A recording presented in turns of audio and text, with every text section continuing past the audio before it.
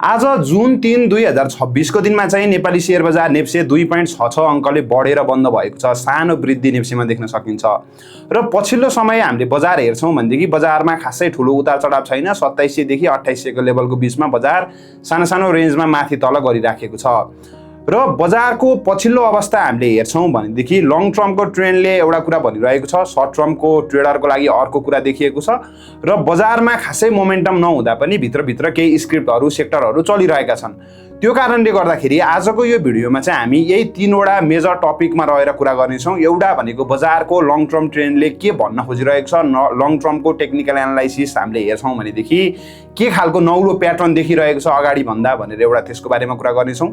दोस्रो नम्बरमा बजारको सर्ट टर्मको टेक्निकल प्याटर्न के कस्तो छ, सर्ट टर्मको टेक्निकल एनालाइसिस कस्तो छ भनेर चाहिँ हामीले त्यसको बारेमा कुरा गर्नेछौँ र तेस्रो नम्बरमा गएर पछिल्लो समय नन लाइफ इन्सुरेन्स फाइनान्स सेक्टरमा केही मोमेन्टम देखिन्थ्यो। हिजो फाइनान्स सेक्टर चल्यो, आज नन लाइफ इन्सुरेन्स सेक्टर चलेको छ र यो दुईवटा सेक्टरको चाहिँ एनालाइसिस के कस्तो रहेको छ भनेर आजको यो भिडियोमा यो तीनवटा मेजर टपिकमा चाहिँ हामी कुरा गर्न जाँदैछौँ।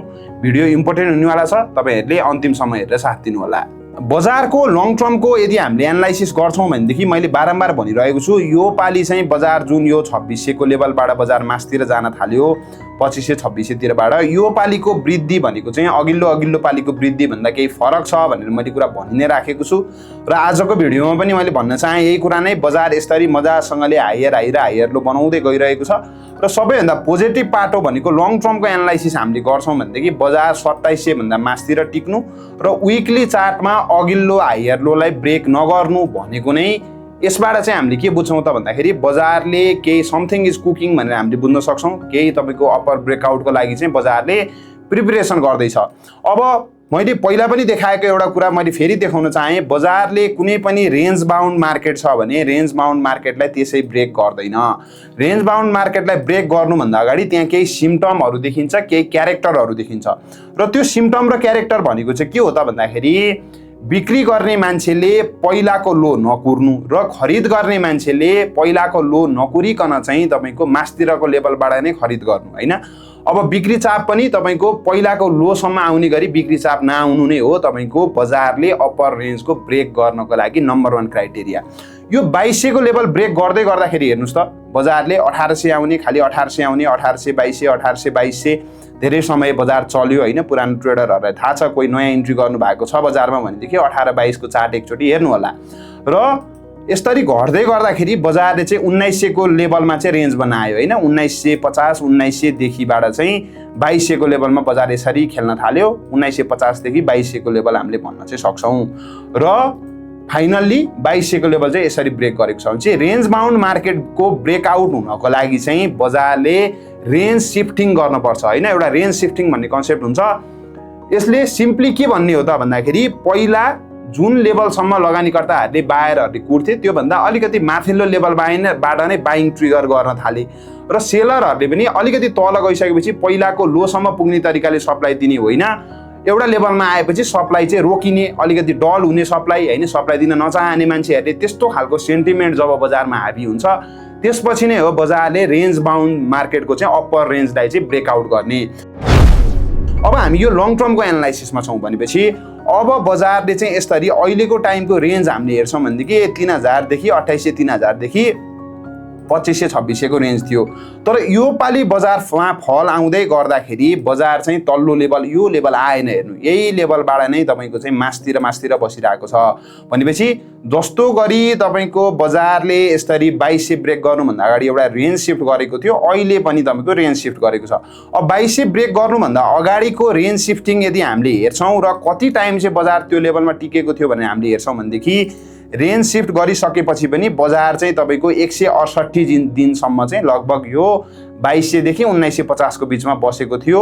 हामीले चाहिँ हेर्न सक्छौँ 168 दिन चाहिँ बजार यो लेभलमा चाहिँ तपाईँको बसेको हामीले देख्न चाहिँ सक्छौँ। अब भनेपछि रेन्ज सिफ्ट गर्यो भनेर तुरुन्तै अहिले भर्खर ब्रेक गर्नुपर्छ मैले भनिराखेको छैन, तर बेस चाहिँ डेभलपमेन्ट गरेको छ बजारले, बेस डेभलपमेन्ट गरेको छ। मासतिरको रेसिस्टेन्स तोड्नको लागि चाहिँ तपाईँको प्रिपरेसन सुरु गरिसकेको छ। अब यस्तो टाइममा हाम्रो एक्सनेबल स्ट्राटेजी के हुनसक्छ, सर्ट टर्मको एनालाइसिस अहिले गरौँला, तर लङ टर्मको प्लानिङ के हुनसक्छ भन्दाखेरि चाहिँ अलिकति अब बिस्तारै इन्भेस्टिङ स्टकतिर हेर्न थाल्ने हैन। इन्भेस्टिङ स्टक अब लो क्याप स्टकहरू पनि तपाईँको चाहिँ लो क्यापमा धेरै टाइम भयो माहौल नआएको लो क्याप मध्येको फन्डामेन्टल राम्रो स्टकहरू हेर्ने, बिस्तारै तपाईँको प्लेजहरू गर्नको लागि बिस्तारै तपाईँको सुरुवात गर्न थाल्ने हैन। एकैचोटि गर्ने होइन, 6 महिना 8 महिनाको होराइजन लिएर अब चाहिँ बिस्तारै बजारले मास्तिरको रेन्ज ब्रेक गर्न सक्छ। त्यसको लागि चाहिँ म आजदेखिबाट चाहिँ प्रिपरेसन सुरु गर्छु। 3000 ब्रेक गरेपछि तपाईँले पनि देख्नुहुन्छ, मैले पनि देख्नुहुन्छ, एक दिन 3000 ब्रेक गर्छ भनेर चाहिँ सबैजनाले मैले पहिले भनेको भन्न त्यति बेला आउँछन्। तर अब चाहिँ तपाईँको प्रिपरेसनको लागि बजारले देखाइसक्यो, लेट द चार्ट सो भनेर भन्छ। बजारले चार्टले देखाएको छ कि अब चाहिँ म फर्केर फेरि 2500-2600 तिर जाँदिनँ, 2700 को रेन्ज चाहिँ टिकेर बस्छु भनेर मार्केटले देखाएको छ। जस्तो गरी 2200 ब्रेक गर्ने बेलामा 1950 को लेभल टिकेको थियो भनेपछि अब चाहिँ तपाईँको चाहिँ बुलको लागि प्रिपरेसन गरेर हैन, आफ्नो लिक्विडिटी बढाउनको लागि चाहिँ के कस्तो टुल्सहरू युज गर्न सकिन्छ हैन। मार्केट भनेको बाइ सेल मात्र होइन, लिक्विडिटी बढाउनको लागि चाहिँ आफ्नो पर्सनल पोर्टफोलियो बढाउनको लागि के कस्तो टुल्सहरू के कस्तो कुराहरू युज गर्न सकिन्छ र कसरी चाहिँ तपाईँको सर्ट टर्म मात्र भन्दा पनि लङ टर्मको लागि फोकस गर्ने भने चाहिँ त्यो एङ्गलबाट चाहिँ 6-8 महिनाको होराइजन राखेर त्यसरी प्रिपरेसन सुरु गर्नको लागि चाहिँ बेस्ट टाइम चाहिँ अब सुरु भयो भनेर मैले आफूले पर्सनल्ली टेक्निकल एनालाइसिसको थ्रुबाट अब्जर्भ गरिराखेको छु। अब यो कुरामा तपाईँहरूको ओपिनियन के छ, डिफ्रेन्ट हुनसक्छ, कमेन्ट सेक्सनमा अभियसली पनि लेख्न चाहिँ सक्नुहुन्छ।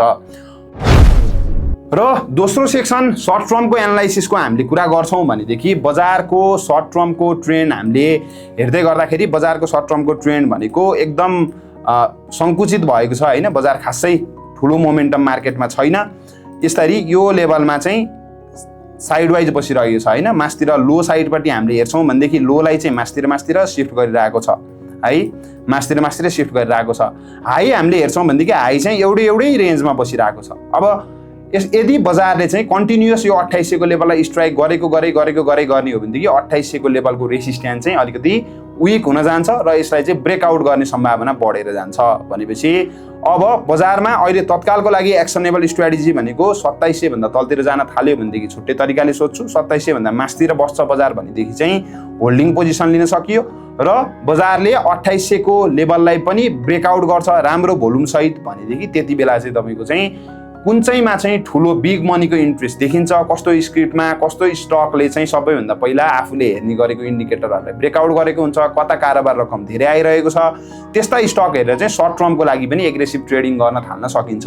अब अहिलेको टाइममा एग्रेसिभ ट्रेडिङ सर्ट टर्मको लागि गर्दाखेरि चाहिँ एउटा प्रब्लम के छ भने स्टक 2 दिन चल्छ, कन्फर्मेसन आउँछ, ब्रेकआउट हुन्छ, त्यसपछि तपाईँको 3-4 दिनपछि डिस्ट्रिब्युसन सुरु भइहाल्छ। एकदम सानो मार्जिनमा चाहिँ ट्रेडिङ भइरहेको हामीले अहिलेको टाइममा देख्न सक्छौँ। त्यही भएर यो टाइममा 2800 तल बजार रहँदै गर्दाखेरि सर्ट टर्मको स्ट्राटेजीको कुरा गर्ने भनेदेखि एकदम धेरै सर्ट टर्म ट्रेडिङ, यो स्टक बढ्यो त्यो पनि मैले क्याच गर्नै पर्छ, अर्को स्टक बढ्यो त्यो किनेको भएदेखि फाइदा हुने रहेछ, मैले त्यो पनि क्याच गर्नुपर्छ हैन भनेर चाहिँ त्यो तरिकाले जाने भन्दा पनि अलिकति तपाईँको चाहिँ 2800 ब्रेक गरेपछि चाहिँ म अलिकति एग्रेसिभली लगानी गर्छु, बरु स्टप लसहरू प्रपर प्रेस गरेर अलिकति एग्रेसिभली ट्रेडिङ गर्छु हैन। इन्भेस्टिङ त गर्नै सकियो अहिलेको टाइममा, मैले अघि लङ टर्मको एनालाइसिस गर्दा भने। अब सर्ट टर्मको एनालाइसिस गर्दाखेरि एकदम फ्रिक्वेन्ट जम्पिङ गरिराख्ने होइन अहिलेको टाइममा, किनभने एउटा स्टक चल्यो फेरि 1-2 दिन चल्छ अर्कोतिर गइदिन्छ, अर्को चल्छ फेरि 1-2 दिनमा अर्कोतिर गइदिन्छ। भनेपछि धेरै सेक्टरहरू धेरै स्क्रिप्टहरू 52 विक लोमा छन् भनेपछि पालो अपरेटर एक्सन नदेखिए पनि ती स्क्रिप्टहरूमा चाहिँ बाउन्सहरू आइरहेको छ अहिलेको टाइममा। अब बाउन्सहरू आउँदै गर्दाखेरि 20-25% को बाउन्स आउँछ, कन्फर्मेसन कुर्दा 10-15% बढिसकेको हुन्छ, अनि तपाईँको खासै स्विङ ट्रेडिङ गर्न मिलिरहेको अवस्था छैन भने चाहिँ फ्रिक्वेन्ट जम्पिङ भन्दा पनि बरु 2800 ब्रेक गरेपछि म क्विक ट्रेडिङको लागि त्यति बेला हेर्छु। अहिले भनेदेखि चाहिँ एउटा सेक्टर बढ्यो, ए सेक्टर बढ्यो, बी सेक्टर बढ्यो, सी सेक्टर बढ्यो, अब डी सेक्टर पनि तपाईँको चाहिँ बटममै छ भने चाहिँ कि त्यो डी सेक्टरमा पनि केही मोमेन्टम आउला भनेर चाहिँ 15-20% को स्विङको लागि चाहिँ त्यस्तो खालको स्क्रिप्टहरूलाई चाहिँ फोकस गर्दा राम्रो, एकदम राम्रोसँग सर्ट टर्म ट्रेडिङ गर्नको लागि चाहिँ सेक्टर वाइज स्क्रिप्ट वाइज हेरेर छुट्टै कुरा गर्न सक्यो। नेप्सेलाई आधार बनाउने हो भनेदेखि चाहिँ 2800लाई ब्रेक गरेपछि स्टप लस टाइट प्रेस गरेर त्यसपछि चाहिँ काम गर्न सकिन्छ र 2800लाई तुरुन्तै ब्रेक गर्न नसके पनि यो लोअर ट्रेन्ड लाइनतिर आउँछ भनेदेखि चाहिँ यसरी यो लोअर ट्रेन्ड लाइनतिर बजार आउँछ भनेदेखि लगभग 2750 तिर पनि आउँछ भनेदेखि त्यहाँनिर चाहिँ सर्ट टर्मको लागि भनेर चाहिँ केही तपाईँको बाइङ पोजिसन बनाउन चाहिँ सकियो। भनेपछि सर्ट टर्मको कन्क्लुजन यही नै हो, फ्रिक्वेन्ट जम्पिङ नगरिराख्ने र अलिकति रेन्जमा आएको स्टकहरू किनेर 15-20% टार्गेट गर्ने हो भनेदेखि चाहिँ त्यो तरिकाले एकोमोडेसन गर्ने काम चाहिँ गर्न सकिन्छ, किनभने बजार रेन्ज बाउन्ड छ, फ्रिक्वेन्ट स्टक सिफ्टिङ चाहिँ हामीले देख्न चाहिँ सक्छौँ। र तेस्रो सेक्सनमा हामी दुईवटा सेक्टरको एनालाइसिस गर्छौँ आज, नन लाइफ इन्सुरेन्स सेक्टर र फाइनान्स सेक्टरको एनालाइसिस गर्छौँ। तपाईहरुलाई अरु कुनै सेक्टरको एनालाइसिस चाहिएको छ भनेदेखि तपाईहरुले कमेन्ट सेक्सनमा चाहिँ लेख्न चाहिँ सक्नुहुन्छ। हामी भोलिको टेक्निकल एनालाइसिस भिडियोमा त्यसलाई अभियसली पनि इन्क्लुड गर्नेछौँ। र मैले यो दुईवटा सेक्टर किन पिक गरेँ भन्दाखेरि फाइनान्स सेक्टरमा हिजो अचानक ठुलो भोल्युम आएको थियो हेर्नु है। अब अगाडि तपाईको चाहिँ 120 मिलियन भोल्युम आइरहेको सेक्टरमा चाहिँ हिजोको दिनमा 778 मिलियनको भोल्युम आएको छ र आज घट्दै गर्दाखेरि खासै भोल्युम छैन भनेपछि धेरैजनाको फाइनान्स सेक्टरमा कन्सर्न रहेछ। त्यही भएर मैले यसको एनालाइसिस गर्न गइरहेको छु र यसमा हामीले हेर्छौँ भनेदेखि लगातार यस्तै लोअर हाई र लोअर लो बनाइरहेको अवस्था थियो र अहिलेको टाइममा चाहिँ हामीले हेर्छौँ भनेदेखि अघिल्लो हाईलाई ब्रेक गरेको छ, अघिल्लो दुईवटा हाईले ब्रेक गरेको छ, एग्रेसिभ ग्रिन क्यान्डल देखिन्छ र त्यसपछि रिट्रेसमेन्ट लिइरहेको अवस्था छ भनेपछि अब यसले रिट्रेसमेन्ट कहाँसम्म लिन्छ थाहा हुँदैन, तर यसले चाहिँ एउटा अप ट्रेन्डको र्याली चाहिँ सुरु गरेको हो कि जस्तो चाहिँ देखिन्छ। अब रिट्रेसमेन्ट यही लेभलसम्म लिन नि सक्छ, यहीँबाट यसरी मासतिर जान नि सक्छ, अलिकति यो लेभलसम्म लिन नि सक्छ। अब यस्तो केसमा चाहिँ पोजिसन बनाउने यदि हो भनेदेखि के गर्न सकिन्छ त भन्दाखेरि सानो टाइम फ्रेमको चार्टमा जाने, फिबोनाची टुल लिने र पर्सेन्टेज वाइजमा चाहिँ पोजिसन बनाउँदै जाने है। यसरी प्रत्येक लेभलमा चाहिँ पोजिसन बनाउने, किनभने फर्क्यो भनेदेखि पनि कहाँबाट फर्किन्छ त हामीलाई कसैलाई पनि थाहा हुँदैन। भनेपछि प्याटर्न राम्रो नै छ, ब्रेकआउट देखिन्छ, केही इन्डिकेटरहरू हामीले हेर्छौँ, जस्तै च्यानलहरू हामीले हेर्छौँ, मुभिङ एभरेज च्यानलहरू भनेदेखि ब्रेकआउट छ, भोल्युम राम्रै आएको थियो बढ्दाखेरि, घट्दा भोल्युम छैन भनेपछि करेक्सन आउँदै गर्दाखेरि चाहिँ अब कहाँसम्म आउँछ होइन, यो हाईसम्म आउँछ कि अथवा मासतिरबाट जान्छ कि केही तपाईँको चाहिँ अलिकति डिफेन्सिभ बाई चाहिँ गर्न सकिन्छ। राम्रो फन्डामेन्टल भएको हाई कारोबार भएको स्टकहरूमा यसको प्याटर्न राम्रो नै देखिन्छ। एसएल हामीले चाहिँ यसको चाहिँ लगभग 2354 को बिलोमा चाहिँ एसएल प्लेस गर्न सक्छौँ। अब नन लाइफ इन्सुरेन्स पनि पछिल्लो समय बढेको छ, धेरै घटेको थियो होइन, अलिकति न्युजहरूले पनि यसलाई धेरै इम्प्याक्ट पार्यो। जेनजी आन्दोलनको टाइममा पनि यो स्टक चाहिँ अलिकति त्यही अनुसारको पेलियो भनौँ हामीले। जेनजी आन्दोलनमा पनि यो स्टकमा चाहिँ एकदम यो सेक्टरमा चाहिँ अलिकति इम्प्याक्ट पर्यो। नन लाइफ इन्सुरेन्सको चाहिँ अलिकति पेमेन्ट गर्नुपर्ने कुराहरू बढ्दियो आन्दोलनपछि र नन लाइफ इन्सुरेन्स त्यति बेला पनि हिट भयो र पछिल्लो समय पनि नन लाइफ इन्सुरेन्समा चाहिँ अलिकति हिट गरेको छ होइन। जस्तै एनआरआइसी, एचआरएल जस्ता स्टकहरूमा, रिइन्सुरेन्सहरूमा हिट गर्दै गर्दाखेरि नन लाइफ इन्सुरेन्समा पनि हिट गरेको थियो। तर पछिल्लो समय चाहिँ बजेटमा केही पोजिटिभ न्युज आयो र बजेटमा केही पोजिटिभ न्युज आएपछि त्यो न्युजको इम्प्याक्टले चाहिँ प्राइस बढिरहेको छ।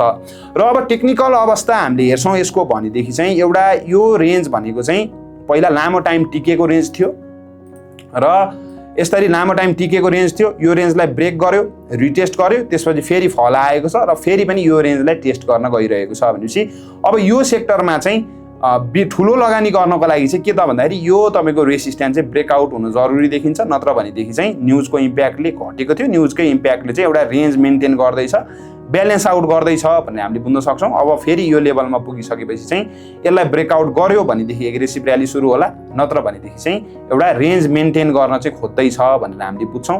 केही बिजनेसहरू बढ्ने खालका कुराहरू पनि यसमा आएको छन्। यदि साँच्चीकै पोजिटिभ इम्प्याक्ट पार्ने हो भनेदेखि चाहिँ राम्रो भोल्युम सहित आज जति भोल्युम आएको छ त्योभन्दा ठुलो भोल्युम सहित चाहिँ लगभग 12,050 को लेभललाई चाहिँ ब्रेक गर्न चाहिँ यसले जरुरी देखिन्छ। 12,100 को लेभलभन्दा मासतिर कारोबार हुन थाल्यो भनेदेखि चाहिँ साँच्चीकै नयाँ ट्रेन्ड सुरु भयो, बिग मनीको इन्ट्री भयो भनेर बुझ्छौँ। त्यो लेभलसम्म पुग्छ भनेदेखि चाहिँ न्युजको कारणले गर्दा घटेको थियो त्यसकै चाहिँ बाउन्स ब्याक गरेर एउटा जुन अननेसेसरी घटेको थियो त्यसलाई चाहिँ ब्यालेन्स आउट गर्दैछ भनेर हामीले बुझ्न चाहिँ सक्छौँ नन लाइफ इन्सुरेन्समा चाहिँ है त। आजको लागि यति नै भने तपाईहरुको पनि कुनै जिज्ञासाहरू छ, केहीको एनालाइसिस तपाईहरुलाई चाहिएको छ भने कमेन्ट सेक्सनमा लेख्न सक्नुहुन्छ र तपाईहरुले चाहिँ हाम्रो विभिन्न पेड सब्सक्रिप्सनहरुको बारेमा इन्ट्रेस्टेड हुनुहुन्छ भनेदेखि स्क्रिनमा देखाइएको WhatsApp नम्बरमा तपाईहरुले कन्ट्याक्ट गर्न सक्नुहुन्छ अथवा नेपालीsharenews.com मा गएर चाहिँ तपाईहरुले हाम्रो सब्सक्रिप्सनहरु चाहिँ त्यहाँनेर गएर एक्सेस गर्न पनि सक्नुहुन्छ। हस्, थ्यांक यू सबैजनालाई।